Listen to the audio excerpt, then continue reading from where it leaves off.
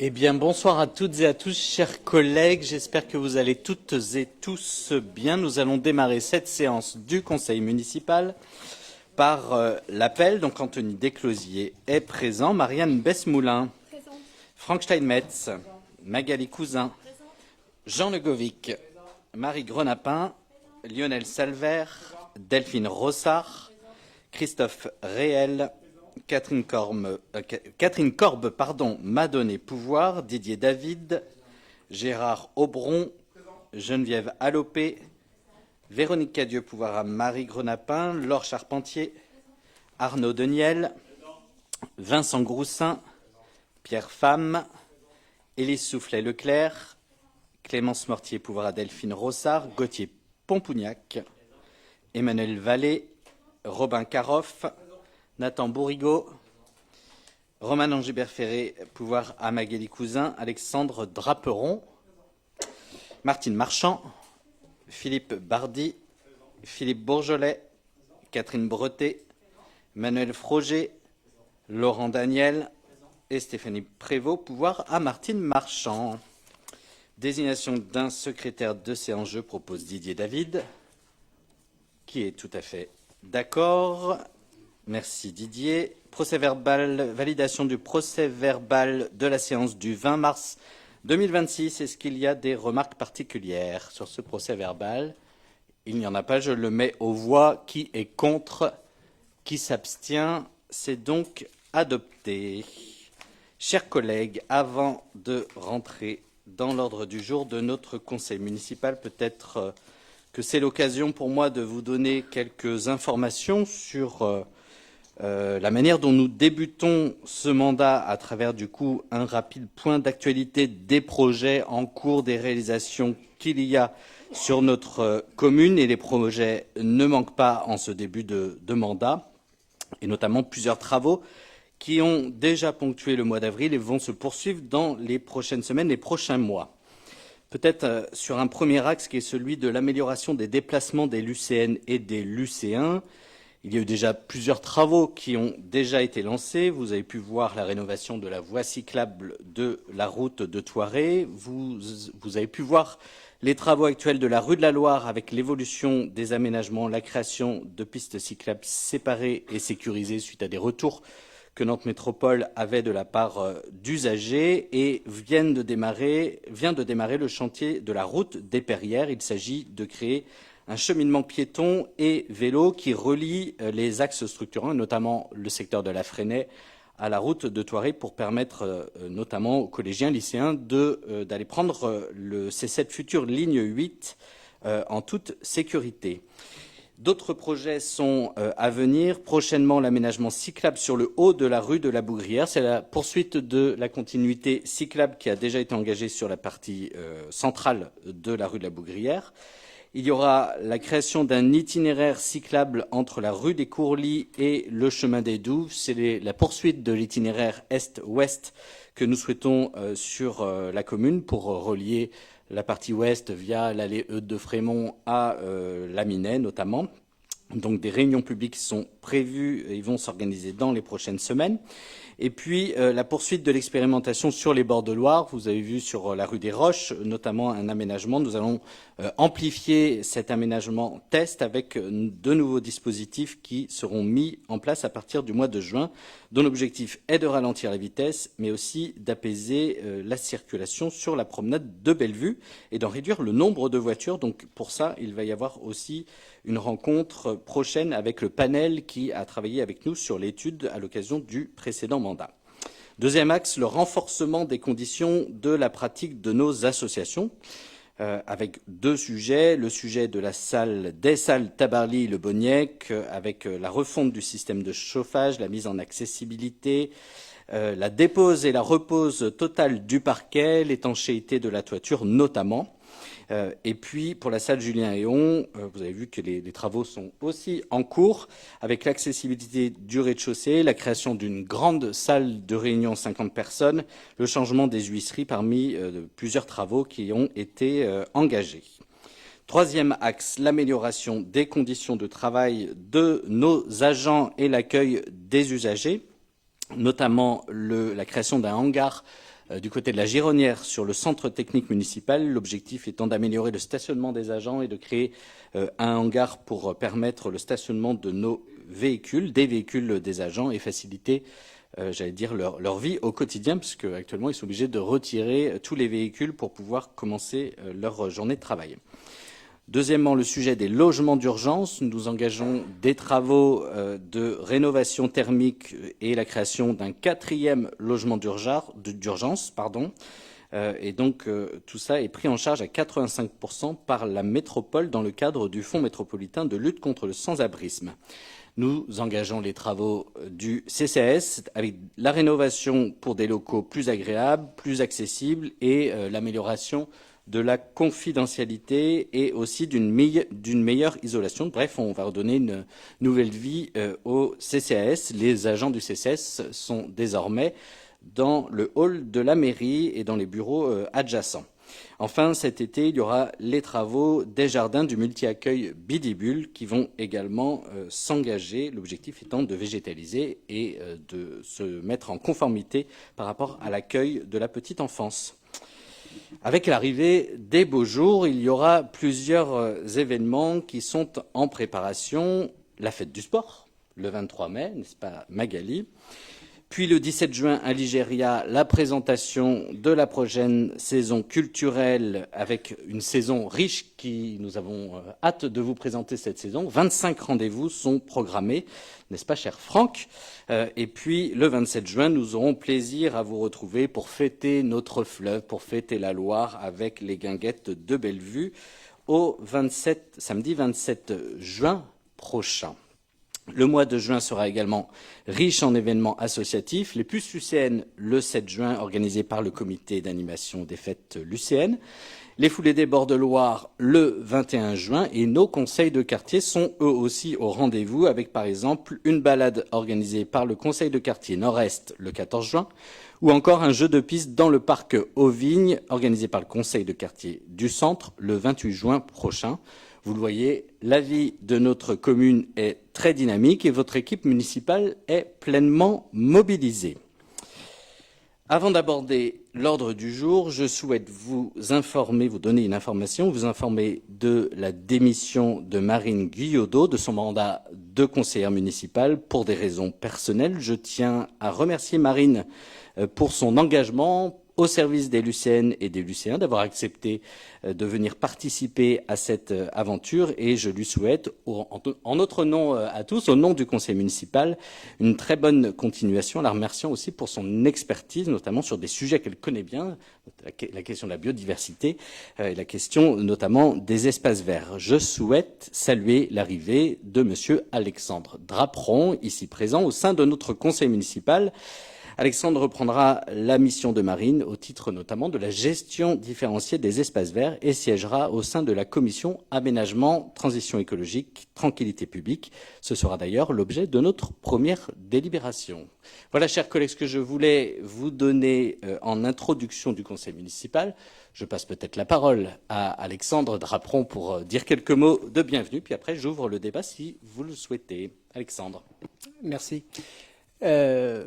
Premièrement, une petite pensée pour Marine Guyodeau, évidemment, que je vais essayer de remplacer avec plaisir d'abord et motivation, évidemment. Je voulais la remercier pour tout ce qu'elle a fait d'abord. Moi, c'était un plaisir d'être accueilli et de rejoindre le conseil municipal. Je rejoins aussi l'équipe et monsieur le maire pour l'accueil qui m'a été fait. Donc, c'est un plaisir et je vous remercie tous. À bientôt, tous, pour la suite. Merci Alexandre. Est-ce qu'il y a des interventions pour cette introduction du Conseil ? Philippe Bourgelet. Oui, merci Monsieur le maire. Alors, ça va être très rapide. Souhaiter la bienvenue à Alexandre Draperon au nom de la liste Sainte-Luce 2026. Je ne pensais pas que votre arrivée serait aussi rapide dans cette enceinte, mais bon, félicitations à vous. Moi, j'avais une question, monsieur le maire, concernant le décalage du conseil municipal du mois de juin, qui a été décalé du 24 juin au 29 juin, parce qu'on a été informé par mail récemment de ce décalage. Donc c'est le troisième conseil municipal après le conseil électif, deuxième reporté en juin. On voulait savoir quelles en étaient les raisons. C'est une question d'agenda, de contrainte d'une élue qui a besoin d'être présente pour ce conseil municipal, en l'occurrence pour la présentation du compte administratif. Donc c'est pour ça qu'on a fait un décalage, tout simplement. En l'occurrence, la première adjointe. Voilà, donc c'est pour ça qu'on a décalé le conseil municipal. C'est comme étonnant parce que vous aviez, comment dirais-je, planifié tous les conseils municipaux d'avant l'été dès le 20 mars. Donc là, c'est étonnant ce décalage. Mais voilà, c'était juste une interrogation et un constat. Oui, ce n'est pas vous qui êtes actif à qui je vais apprendre que parfois les agendas professionnels nécessitent de s'adapter dans son mandat d'élu. Donc c'est tout simplement pour ça. La contrainte n'était pas connue au moment de la présentation de ce calendrier. Voilà, c'est pour cette raison. D'autres questions, interventions? Pas d'autres interventions? Eh bien, nous rentrons dans l'ordre du jour de ce conseil municipal et je vais commencer par la première délibération. Donc, comme nous venons de l'aborder suite à la démission de Marine Guyodo de ses fonctions de conseillère municipale, et donc à l'entrée en fonction d'Alexandre Draperon, il est demandé de procéder à la modification de la composition de la commission municipale aménagement, transition écologique et tranquillité publique. Donc, Alexandre Draperon intègre la commission, on va dire ça plutôt comme ça, en lieu et place de Marine Guyodo. Je vous propose, s'il n'y a pas de remarques particulières sur ce sujet-là, de ne pas recourir à un vote à bulletin secret. Est-ce qu'il y a des votes contraires sur ce principe, des abstentions? Et dans ce cas, nous pouvons voter à main levée l'intégration d'Alexandre Draperon dans la commission transition écologique, aménagement et tranquillité publique. Est-ce qu'il y a des avis contraires? Des abstentions? Il n'y en a pas. Cette délibération est donc adoptée. La délibération suivante concerne l'adhésion de la commune de Sainte-Luce-sur-Loire à la communauté professionnelle territoriale de santé, la CPTS Est Métropole. Je passe la parole à Jean Legovic en l'absence de Véronique Cadieux. Merci. Donc il s'agit, comme le vient de le dire le maire, de voter l'adhésion de la commune à la CPTS Santé Est Métropole. Je vais revenir sur ce que c'est. La santé n'est pas une compétence communale à proprement parler. Pour autant, l'équipe municipale de Sainte-Luce a décidé d'intégrer cette thématique au cœur de son action. Prendre soin de sa santé, c'est d'abord s'informer et prévenir. La ville a fait ainsi le choix d'accompagner les habitants et de mener des actions concrètes visant à promouvoir les bons réflexes en matière de prévention. Dans ce cadre, la commune développe des partenariats avec les professionnels du territoire. Suite à la création de la communauté professionnelle territoriale de santé, ce qu'on appelle le CPTS, sur notre territoire en 2025, la commune de Sainte-Luce souhaite renforcer ses liens partenariaux avec les professionnels de santé du territoire en adhérant à cette association. Qu'est-ce qu'une CPTS? Je vais être très court. Ce sont des organisations constituées à l'initiative des professionnels de santé d'un même territoire. Elles ont pour objectif de renforcer la coordination des acteurs de la santé, des acteurs en santé et de leurs actions, améliorer l'accès aux soins de manière globale, développer des actions de prévention et de promotion de la santé et favoriser les parcours de soins des habitants. Quel est l'intérêt pour la commune? Cela permettra, pour Sainte-Luce-sur-Loire, de renforcer les partenariats entre la collectivité et les acteurs locaux de santé, de contribuer aux actions de prévention, de promotion de la santé et d'amélioration des parcours de soins, de favoriser les échanges d'informations et la coordination entre la commune et les professionnels de santé du territoire, d'accompagner les politiques municipales en matière de santé publique et de solidarité. La commune de Sainte-Luce adhérera à la CPTS en qualité de membre adhérent à voix consultative dans le collège C. Bon, je vous passe les détails. Ça ne donne pas lieu à cotisation, donc ça coûte 0. Voilà, c'est tout. Merci Jean. Est-ce qu'il y a des interventions? À noter que le sujet de la santé est évidemment un sujet de préoccupation des habitants partout en France d'ailleurs, que nous suivons de près, notamment le sujet de l'accès aux soins que la commune de Sainte-Luce disposait en 2024, des chiffres de 2024, de 15 médecins contre 10 en 2016. On se situe plutôt bien, même s'il faut toujours être vigilant, parce qu'on se situe, Carquefou c'était 16, Thoiré c'est 14, donc on est plutôt dans un bon niveau, et en termes d'accès aux soins, on est le 3e meilleur taux d'accessibilité dans les communes de la métropole.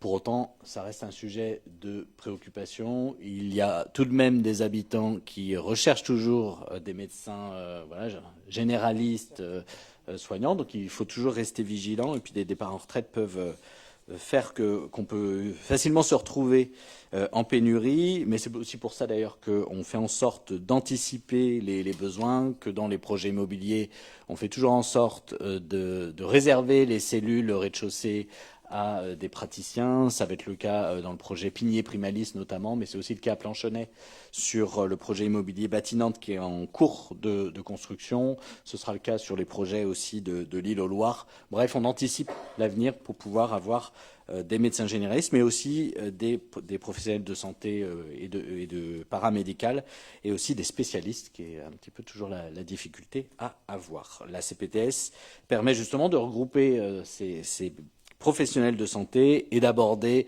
tous ces sujets du parcours de soins dans la commune, mais aussi dans les communes alentours, puisque évidemment ça concerne toutes les communes, notamment celles du canton. S'il n'y a pas d'intervention, je propose de mettre aux voix. Est-ce qu'il y a des votes contre, des abstentions? C'est donc adopté. Jean Le Govic en l'absence de Clémence Mortier pour la participation financière du CLIC intercommunal. Alors, le CLIC, qui est basé à Carquefou, créé en 2025, il est dans les locaux du CCAS de Carquefou, c'est le centre local d'information et d'orientation et d'information, pour tout ce qui concerne le vieillissement. Dès que vous avez une question sur le vieillissement, vous appelez le CLIC à Carquefou. Donc les CLIC sont des guichets d'accueil, d'information et de coordination ouverts aux personnes âgées et à leur entourage. La participation financière, alors ce CLIC est cantonal, et sa participation financière est calculée au prorata du nombre d'habitants de chaque commune de plus de 60 ans, d'habitants de plus de 60 ans sur chaque commune, sur la base d'un forfait de 5,30 € par habitant. Au dernier recensement, la population concernée à Sainte-Luce est de 3 732 plus de 60 ans, donc la participation financière ainsi sera dans 2026 de 19 779,60 €. Donc je vous demande de voter pour l'attribution de ce montant pour le financement du CLIC. Merci Jean. Est-ce qu'il y a des interventions? Il n'y en a pas. Est-ce qu'il y a des votes contraires? Des abstentions? Cette délibération est donc adoptée. La délibération suivante, en l'absence de Catherine Korb, je vais vous en donner lecture. Il s'agit d'autoriser la signature d'une convention avec l'Association départementale de protection civile de Loire-Atlantique dans le cadre du plan communal de sauvegarde. En fait, cette délibération fait suite à la gestion de crise que nous avons eue suite aux inondations en bord de Loire, inondation de la Loire au mois de février, entre les 9 et le 24 février dernier. À cette occasion, nous avons souhaité nous inscrire dans la logique du plan communal de sauvegarde qui permet, pour celles et ceux qui ne connaissent pas le plan communal de sauvegarde en tant que ville, d'être préparés au mieux à la gestion de ces situations de crise. Alors une situation de crise, ça peut être plein de choses, puis on en a connu quand même quelques-unes malheureusement durant les 6 années de notre mandat précédent, que ce soit des canicules, des tempêtes ou encore les inondations plus récemment.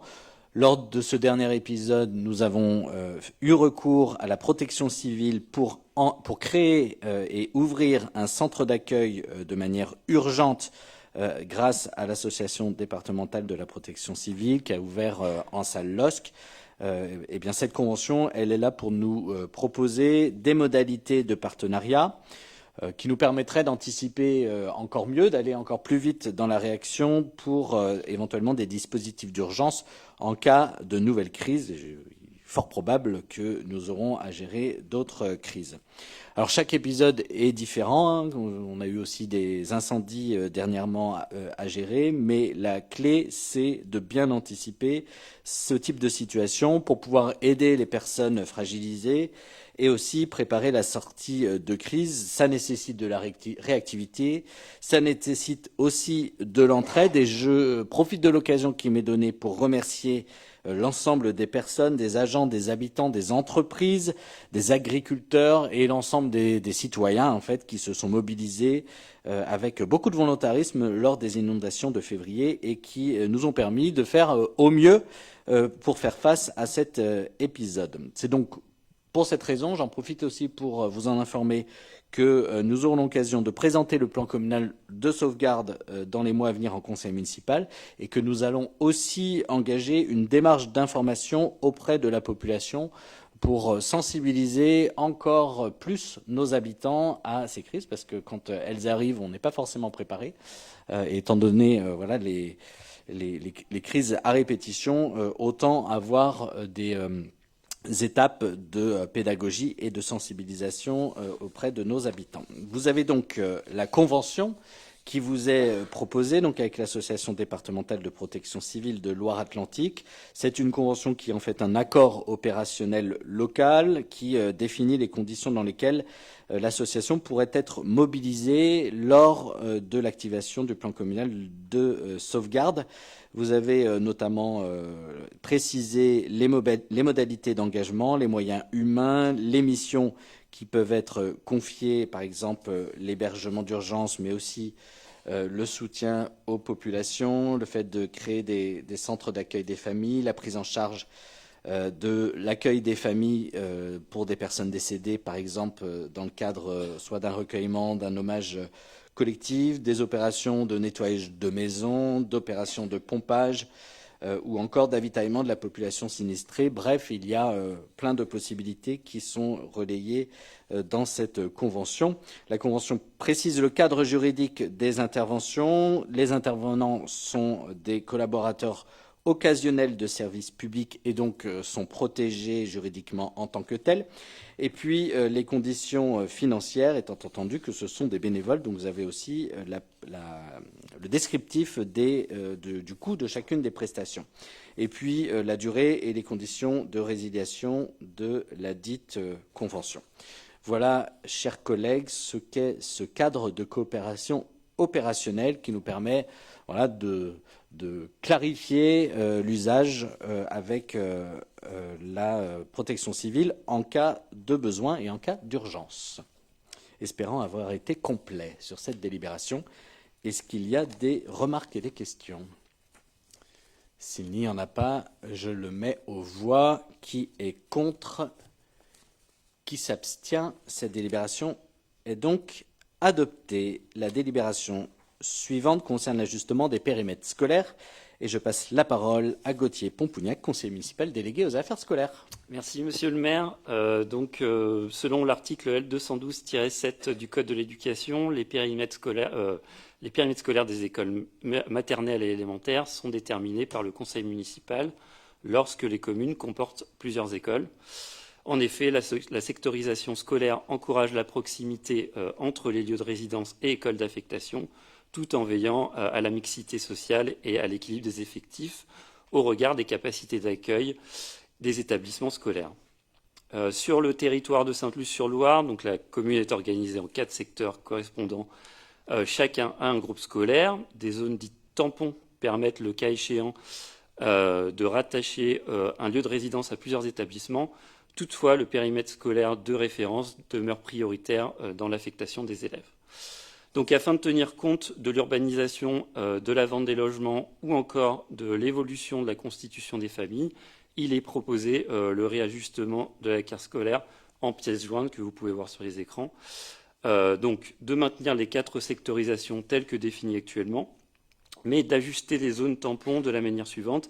Évolution de la zone tampon du périmètre secteur nord-est, donc qui correspond au Tilleul, jusqu'au nord de la commune, intégrant le quartier des Trois Chênes et le parc d'activités de la Madeleine. L'élargissement de cette zone tampon permettra d'équilibrer les inscriptions scolaires des nouveaux arrivants vers le secteur de la Rentière et le secteur du centre, donc les pommes de pin et la cerisée. Évolution de la zone tampon périmètre du centre jusqu'au quartier de Bellevue. L'élargissement de cette zone permettra d'équilibrer les affectations scolaires des nouveaux arrivants vers le secteur de Félix Tessier. Et enfin, évolution du périmètre centre en intégrant le quartier Le Pigné. Cette modification permettra d'équilibrer les affectations scolaires des nouveaux arrivants vers le secteur de la Rentière. Les principes ainsi établis s'appliqueront pour la rentrée scolaire de septembre 2026. Ces évolutions concerneront uniquement les nouvelles familles. Les nouveaux inscrits avec fratrie déjà scolarisés pourront intégrer le groupe scolaire de leur aîné. La continuité scolaire est garantie par tous les élèves. Et je finirai en disant que le recours aux zones tampons n'intervient qu'en tant que dispositif d'ajustement, activé en cas de nécessité. En l'absence de contraintes particulières liées aux effectifs, la sectorisation en vigueur est strictement appliquée. Merci Gauthier. Est-ce qu'il y a des interventions sur cette question-là? Il n'y a pas Oui, Monsieur Bourgelet. C'est juste une précision pour expliciter notre position de vote.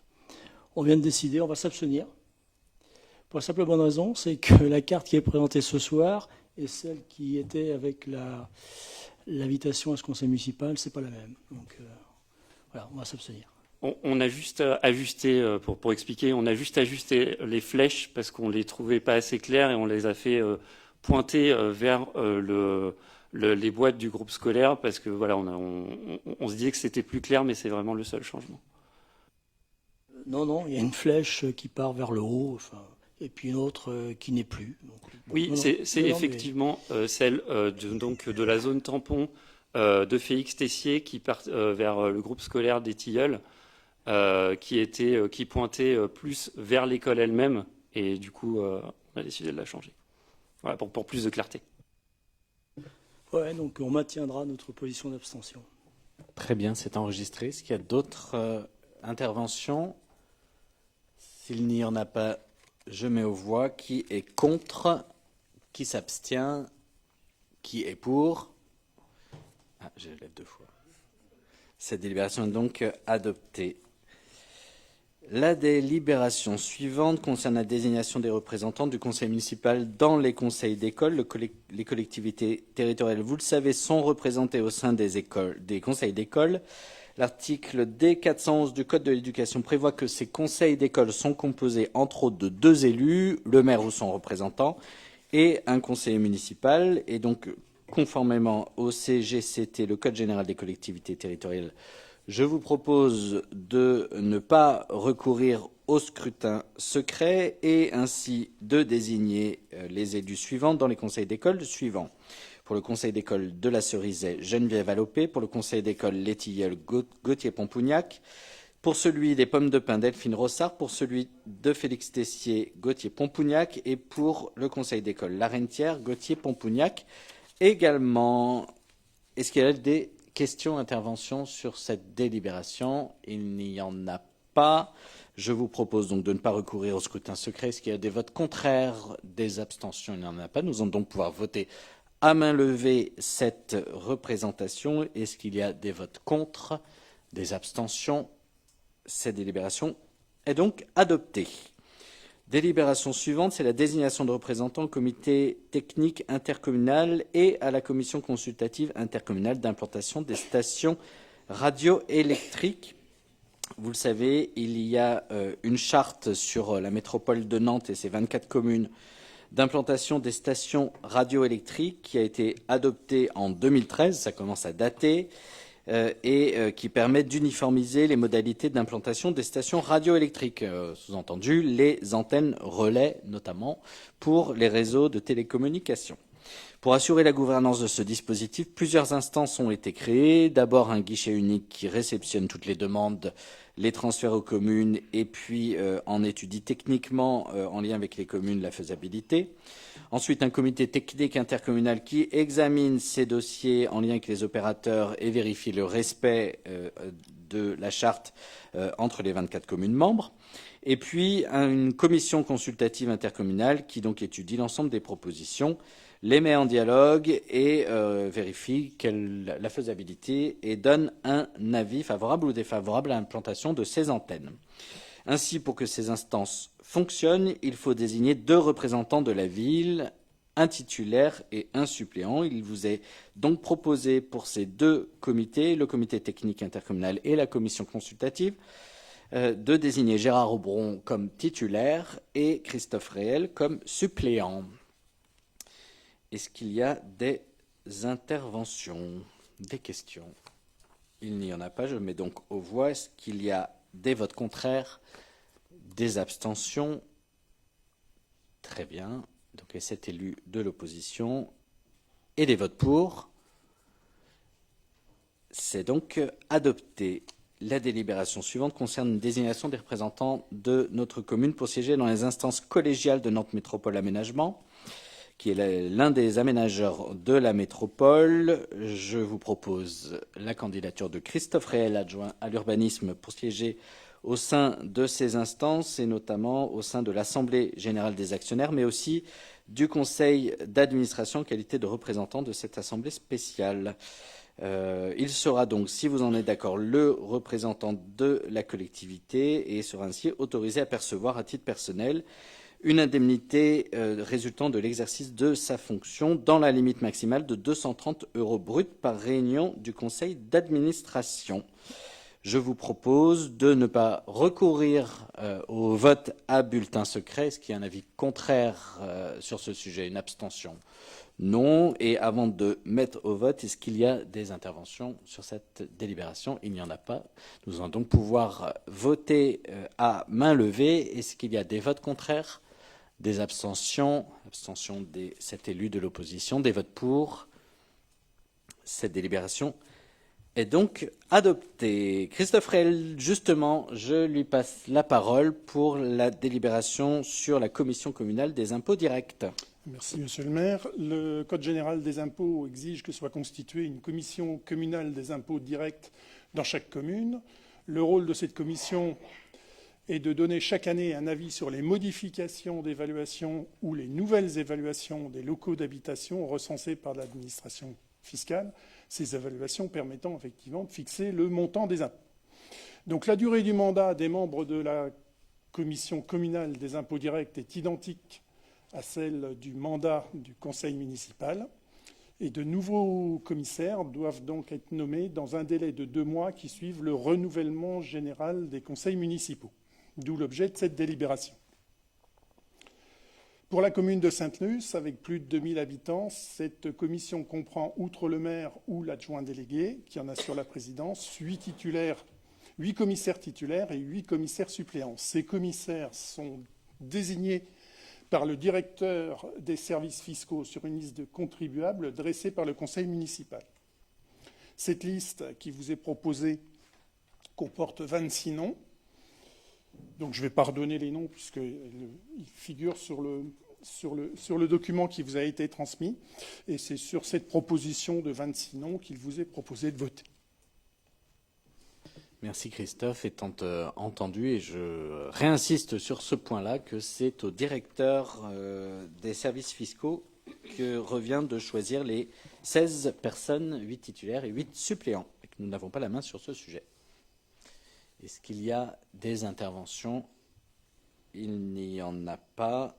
Je mets donc aux voix cette délibération. Est-ce qu'il y a des votes contraires, des abstentions? C'est donc adopté. Délibération suivante, Christophe Réel, sur la commission intercommunale, cette fois, des impôts directs. Donc la commission intercommunale des impôts directs, donc CIID, constitue le pendant métropolitain, finalement, pour les impôts locaux commerciaux et industriels ou bien assimilés, de la commission communale des impôts directs.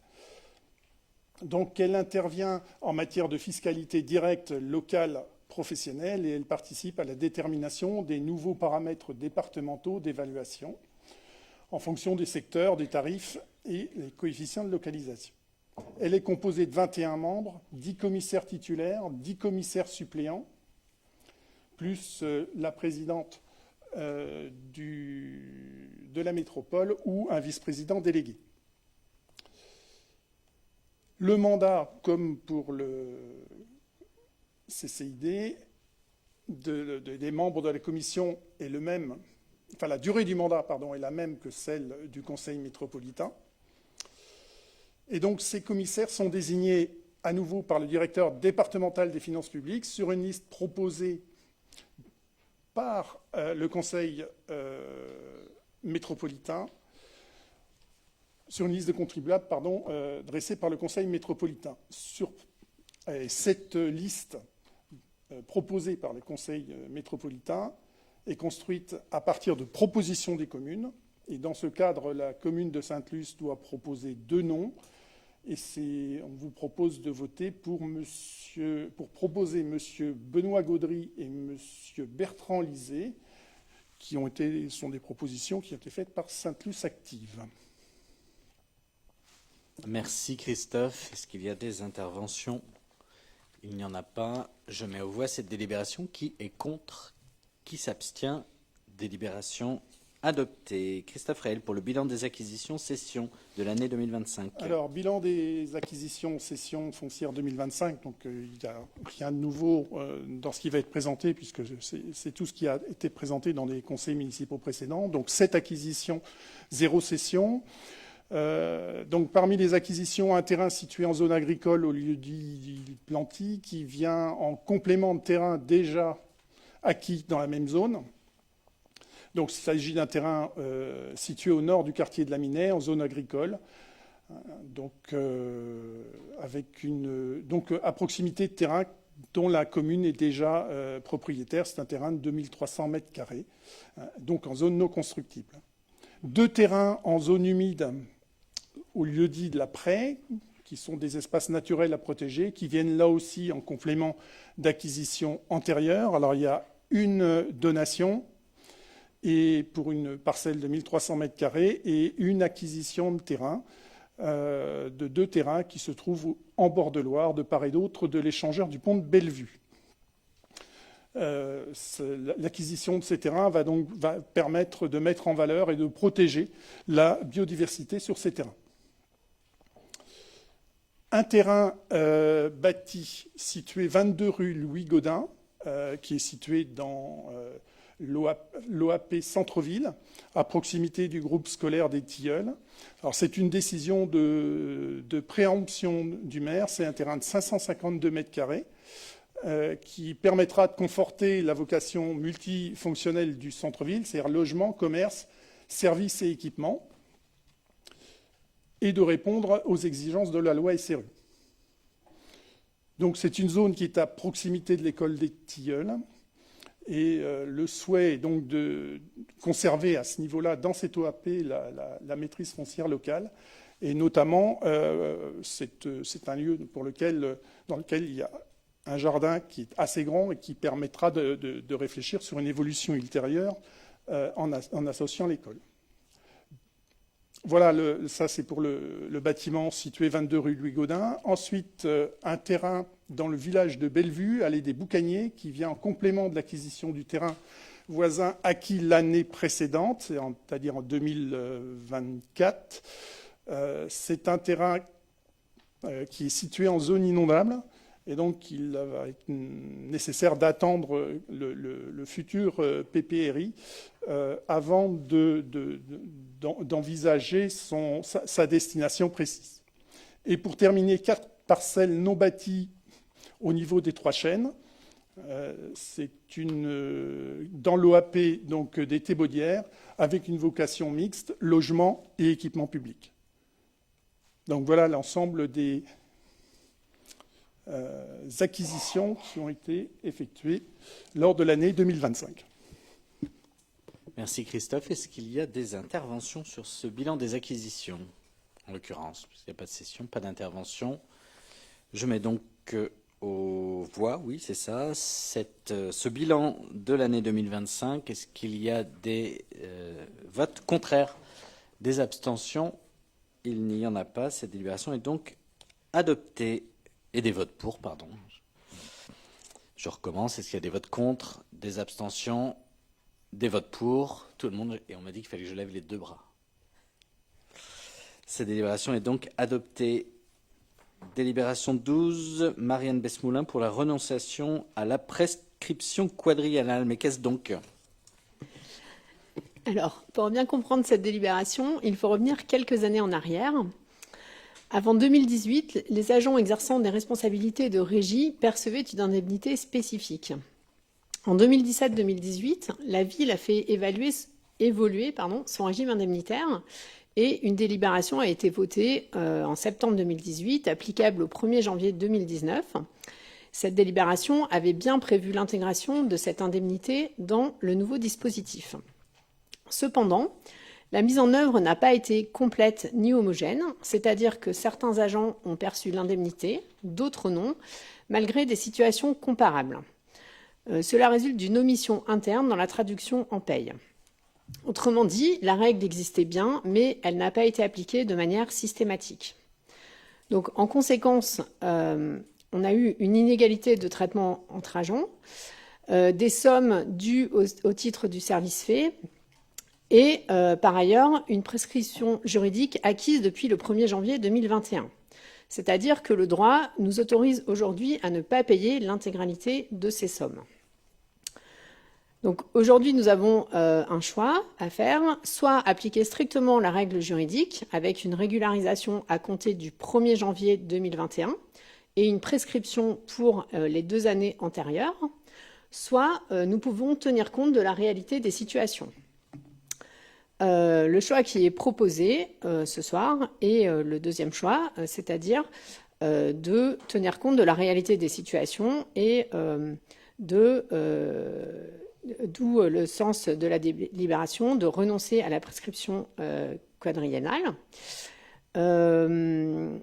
Et donc le sens, c'est de bien acter le fait que les agents ont réalisé les missions, la ville a bénéficié du service, et l'absence de paiement est imputable à la collectivité. Donc il s'agit vraiment de régulariser une situation. Donc pour l'avenir, le dispositif indemnitaire qui a été voté en avril 2025 a été clarifié et la situation ne peut plus se reproduire.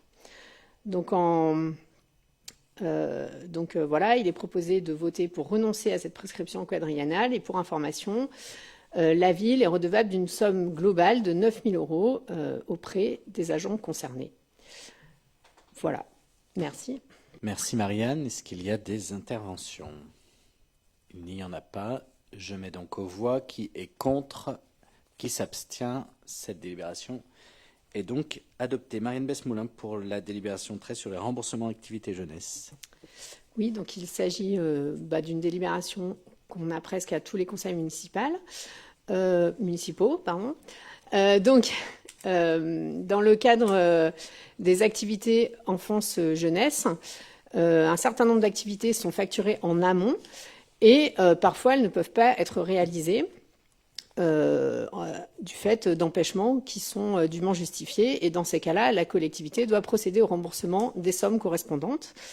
Donc pour cette fois-ci, le montant total s'élève à 49,49 € et le détail est présenté en annexe de la délibération. Merci. S'il n'y a pas d'intervention, je mets aux voix qui est contre, qui s'abstient. Délibération adoptée. Frank Steinmetz pour la convention avec la société Mapado. Oui, merci Monsieur le maire.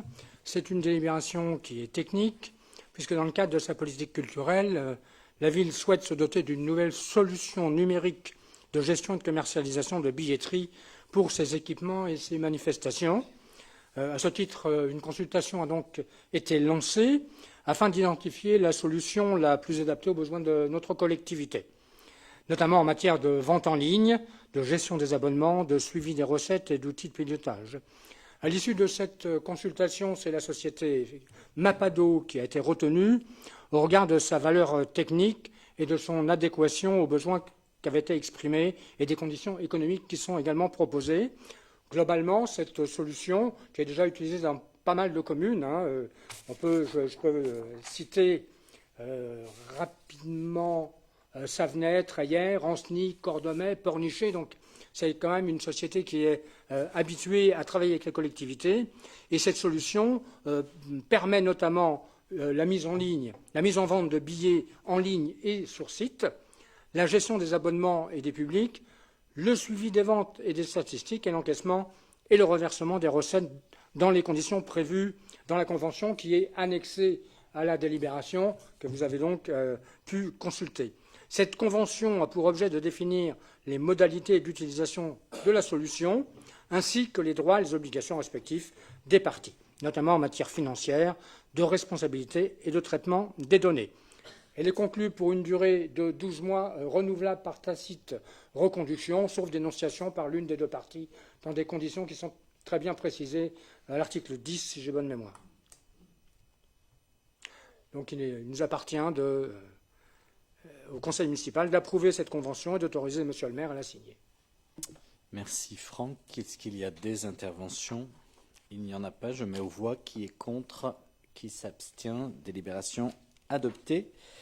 Délibération 15 concerne le droit à la formation des élus municipaux, puisque conformément au Code général des collectivités territoriales, vous le savez, chers collègues, les membres du conseil municipal bénéficient d'un droit à la formation adapté à l'exercice de leurs fonctions et il appartient au conseil municipal, dans les 3 mois qui suivent son renouvellement, de définir les orientations en matière de formation et les crédits ouverts à ce titre. Cette délibération est donc en fait une délibération cadre qui comporte plusieurs articles. Le premier, c'est les modalités de dépôt et d'instruction des demandes. À noter notamment que les formations doivent être dispensées par des organismes agréés formation des élus et que ces demandes peuvent être examinées tout au long de l'année dans la limite des crédits inscrits au budget. Deuxièmement, concernant justement les crédits, le montant prévisionnel des dépenses de formation est fixé à 6% du montant total des indemnités de fonction théoriques susceptibles d'être allouées aux membres du conseil municipal.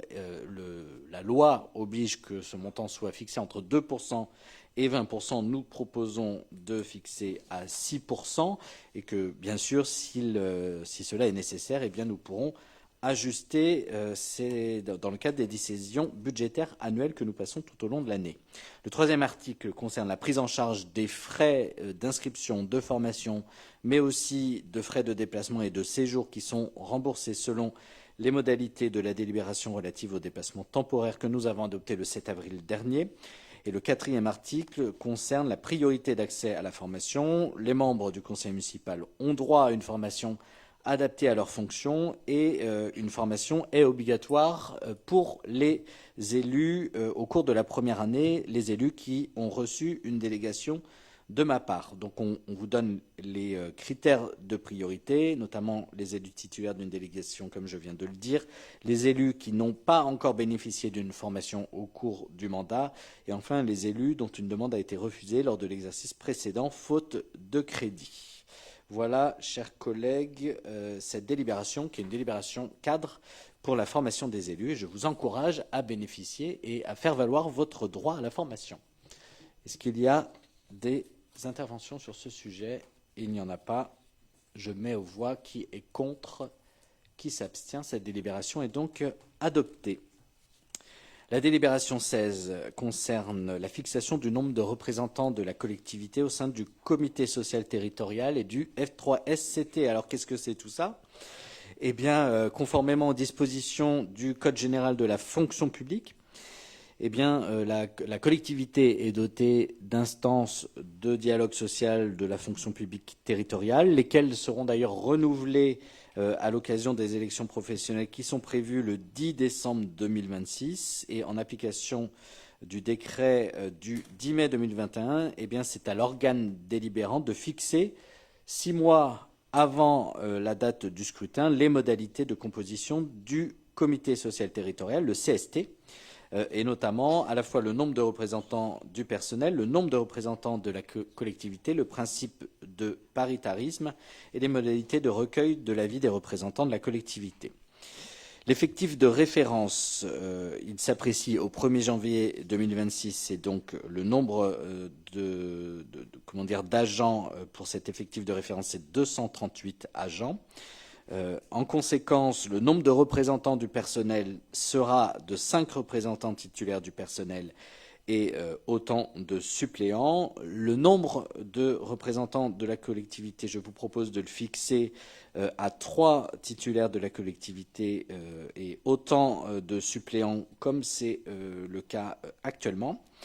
Et puis, nous proposons de créer et d'instituer au sein du CST une formation spécialisée en matière de santé, de sécurité et de conditions de travail. Ça s'appelle le F3SCT, dont je parlais tout à l'heure, qui comprend les représentants du personnel comme fixé pour le CST et les représentants de la collectivité désignés dans les mêmes conditions.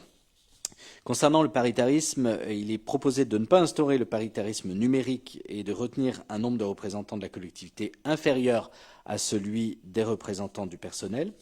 Et puis, il est proposé de prévoir le recueil de l'avis des représentants de la collectivité et concernant la consultation préalable, les organisations syndicales ont été consultées le 5 mai 2026, soit en plein respect du délai minimal de 6 mois avant la date du scrutin. Les dispositions de cette présente délibération entreront en vigueur à compter de la proclamation des résultats des élections professionnelles du 10 décembre 2026. Voilà, chers collègues, concernant cette délibération. Est-ce que vous avez des interventions? Il n'y en a pas. Je mets donc aux voix qui est contre, qui s'abstient. Cette délibération est donc adoptée. Délibération suivante, la modification du tableau des effectifs. Je passe la parole à Laure Charpentier, conseillère municipale déléguée aux ressources humaines. Merci Monsieur le maire. Bonjour à tous. Bon, déjà, comme le disait Marianne, donc encore une délibération habituelle, et j'en profite pour saluer Marc David, donc, qui a présenté cette délibération lors du dernier conseil municipal. Conformément à l'article L313-1 du Code général de la fonction publique, il revient à notre Conseil de fixer les effectifs nécessaires au bon fonctionnement de nos services. Donc la délibération qui vous est soumise aujourd'hui concerne une mise à jour technique mais essentielle de notre tableau des effectifs afin de l'ajuster à la réalité de nos ressources humaines. Donc concernant ce Conseil municipal, la modification des effectifs concerne 7 créations de postes, en lien avec des mutations, des valorisations de concours et concerne aussi 2 départs en retraite. Il vous est donc proposé d'adopter ces modifications et d'autoriser Monsieur le maire à signer toutes les pièces afférentes à ce dossier. Merci. Est-ce qu'il y a des interventions?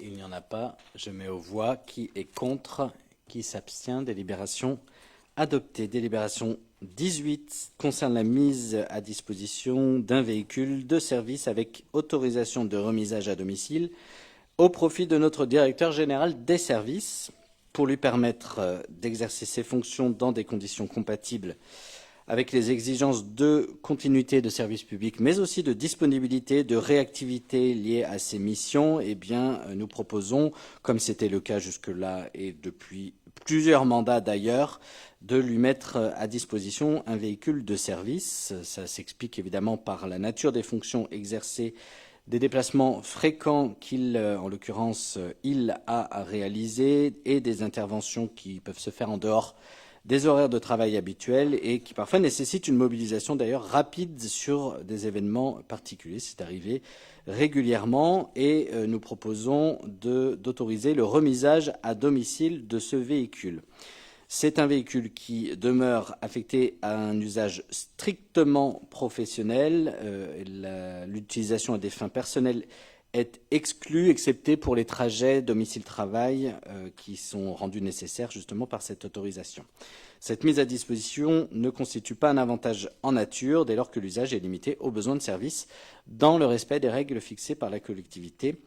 Les modalités précises d'utilisation feront ensuite l'objet d'une convention d'utilisation.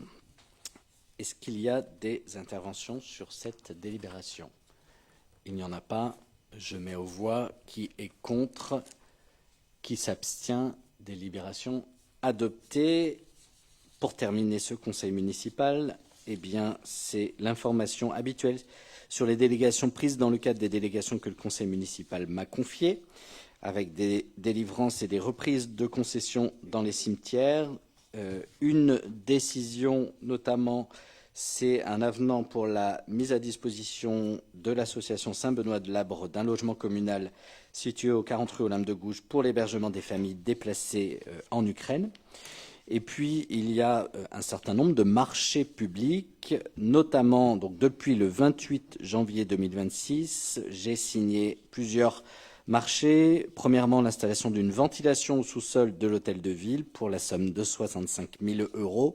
C'est destiné à améliorer les conditions d'entretien à l'intérieur du local dans le sous-sol de la mairie, et notamment pour les archives qui sont stockées là et qui nécessitent d'avoir une ventilation bien spécifique. Donc, ces travaux sont en partie effectués. J'ai signé des marchés pour la réhabilitation des logements d'urgence pour la somme de 236 219 €. J'en ai parlé tout à l'heure. J'ai signé pour 613 526 € précisément des marchés pour les travaux de rénovation du complexe sportif Tabarly-Le Boniec. Nous allons cet été installer, et j'ai signé les marchés pour ça, des alarmes attentats, risque intrusion dans l'ensemble de nos sites dédiés aux enfants et à la petite enfance pour la somme de 137 440 €. Les travaux auront lieu cet été. Et puis j'ai signé une assistance à maîtrise d'ouvrage pour la conclusion d'une délégation de service public pour exploiter le multi-accueil Félix Tessier pour la somme de 17 850 €. Le travail va commencer pour renégocier et relancer cette délégation de service public. Enfin, nous avons relancé le marché d'entretien des espaces verts de la commune selon 3 lots pour les espaces verts des lotissements, pour la taille des haies et pour le fauchage des talus et du skatepark. Là, c'est un marché à bon de commande de différents montants que nous déclenchons quand nous en avons besoin. Et puis, j'ai aussi signé des marchés c'est un avenant pour les travaux de construction d'un hangar pour véhicules. J'en ai parlé tout à l'heure. Et l'avenant est de 13 497 €. Voilà, chers collègues, j'ai fait le tour de cette information. S'il n'y a pas de demande de prise de parole, eh bien, je vais lever la séance en vous souhaitant une belle soirée et en vous donnant rendez-vous à la fin du mois de juin pour le prochain conseil municipal. Très bonne soirée à toutes et tous.